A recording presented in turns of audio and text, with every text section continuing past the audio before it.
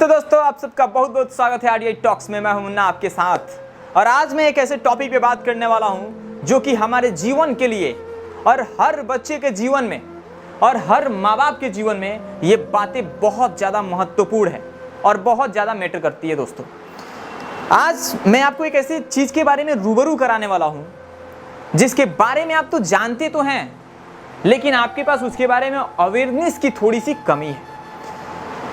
दोस्तों, मैं बताऊं आपको कि जब आप नीम का बीज रोपेंगे ना, तो आपको आम कभी नहीं मिल सकता है। पूरी जिंदगी आप छटपटाते मर जाएंगे ना, फिर भी आपको कभी आम नहीं मिल सकता है।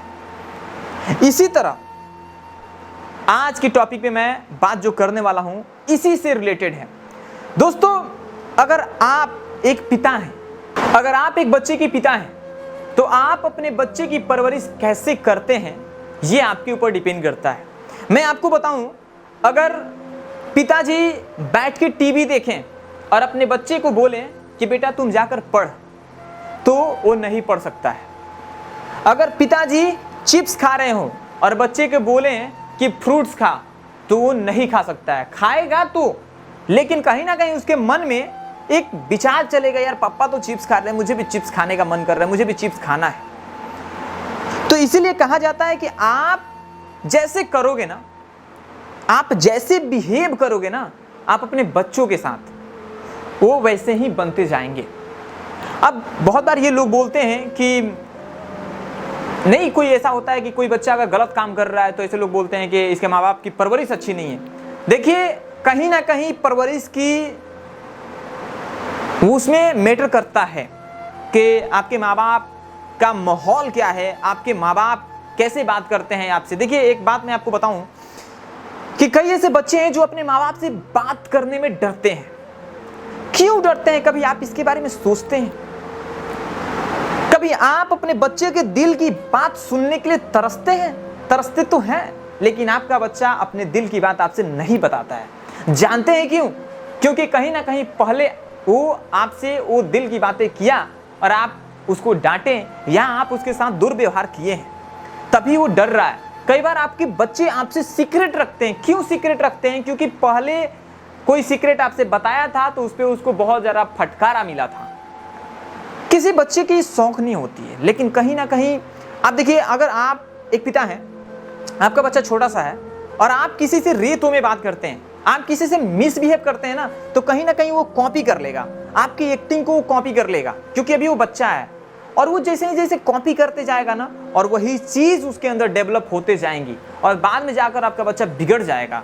बाद में जाकर आपके हाथ में ही नहीं रहेगा बच्चा, तो फिर आप कहेंगे कि यार इसको क्या हो गया, ये बिगड़ गया, फलाना ढिमका, ऐसे बहुत सारी चीजें हो जाती हैं। एक दिन की बात है कि एक चोर था, बहुत ज्यादा चोरी करता था। चोरी करते करते करते करते बहुत बड़ा चोर बन गया था और अब मतलब उसको जेल जाकर आने में मतलब ऐसा जज भी थक गया था कि यार कितना इसको सजा दिया जाए कि जाता है आता है फिर चोरी करता है।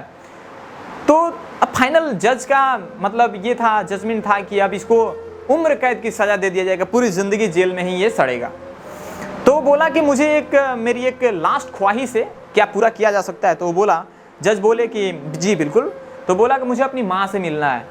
माँ से मिलना है, तो माँ को बुलाया गया। तो लोगों को लगा कि अपने माँ बाप से देखो कितना प्यार करता है, लास्ट टाइम मिलना चाहता है अपने माँ बाप से, किसी और से नहीं मिलना चाहता है। लेकिन जैसे ही उसकी माँ वहाँ पे कोर्ट में आती हैं, अपने माँ को जोर से धक्का देता है और रोने लगता है। अब लोग शॉक हो जाते हैं कि आखिरकार क्या ऐसी बात है यार कि अपनी माँ को धक्का दे दिया। हमें तो लगा कि माँ से अपने बहुत प्यार करता होगा, लेकिन नहीं। जज जब ये सवाल पूछे उनसे कि आखिर क्यों अपने माँ को धक्का दिया तुमने, तो उसने बोला कि जब मैं छोटा था ना, तब मैं स्कूल से पेंसिल चुरा कर लाया था, तो मेरी माँ मुझे शाबाशी दी थी। मैं कभी किसी से झगड़ा करता था, किसी को मार के मुंह तोड़ देता था ना, तो मेरी माँ मेरे साथ खड़ा होती थी, सपोर्ट किया करती थी। काश मेरी माँ उस दिन मुझे थप्पड़ लगाई होती कि बेटा ये गलत होता है। काश मेरी माँ उस दिन मेरे साथ खड़ा ना होकर मुझे सजा दिलवाई होती है कि बेटा झगड़ा नहीं किया जाता है, या तुम जिसे मारे हो उससे जाके सॉरी बोलो, तो आज मैं इतना बड़ा क्रिमिनल नहीं बना होता। इसीलिए कहा जाता है कि आप जैसे बिहेव करेंगे आप अपने बच्चे के साथ, वैसे ही आपका बच्चा बनते जाएगा। इसीलिए माँ बाप से गुजारिश है कि आप लोग अपने बच्चों के साथ बैठिए, टाइम दीजिए, उनसे बात कीजिए, उनके दिल की बातों को सुनिए, आप अपने दिल की बातों को उनको बताइए। आप ऐसा नहीं कि आप टीवी बैठ जाइए देखने के लिए और अपने बच्चे को बोलिए पढ़ने के लिए। आप भी उस वक्त कोई न्यूज़पेपर हो या कुछ छोटी छोटी चीज़ें या कहानी या मतलब या मूवी भी देख रहे हैं तो कुछ ऐसा मूवी देखें जिससे क्रिएटिविटी हो, उसमें से सीखने को मिले। कुछ ऐसा चीज़ होना चाहिए जिससे उसका माइंडसेट डेवलप हो, वो मतलब सुने तो बोले कि हाँ यार ऐसे मुझे भी बनना चाहिए। कोई ऐसे स्टोरी उसको बताइए, मतलब कहीं ना कहीं पॉजिटिव वाइब्स वहाँ पे क्रिएट होनी चाहिए। तो ये कहीं ना कहीं एक माँ बाप की रिस्पॉन्सिबिलिटी ही होती है, माँ बाप का बिहेवियर ही होता है कि अपने बच्चे की परवरिश कैसे कर रहे हैं। सबको एक दिन जाकर पिता बनता है, सबको जाके एक दिन माँ बनती है। तो आप सबसे गुजारिश है कि आप लोग अपने बच्चे के साथ ऐसे बिहेव कीजिए ताकि आपका बच्चा आपका कहानी वो अपने बच्चे से सुनाए कि मेरे पिताजी ऐसे बिहेव किया करते थे, मेरे पिताजी बहुत अच्छे थे, ऐसे ऐसे बातें किया करते थे। तब जाकर उसका भी बच्चा आपके जैसा बनना चाहेगा। ना कि माँ बाप ऐसे बिहेव करें कि बच्चा बुढ़ाड़ी में उनका साथ छोड़ दे। नहीं, बिल्कुल नहीं।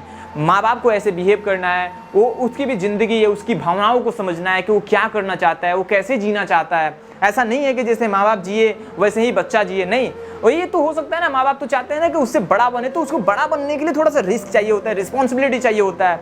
तो उसके लिए उसके साथ खड़ा होना होता है, तब जाकर एक बच्चा आगे बढ़ता है और तब जाकर उसके लाइफ में सफलता प्राप्त होती है। तो इसीलिए कहा जाता है कि परवरिश बहुत ज़्यादा मैटर करता है। माँ बाप अच्छे से परवरिश करें और तब देखें उनके बच्चे के जीवन जरूर उज्जवल हो जाएगा।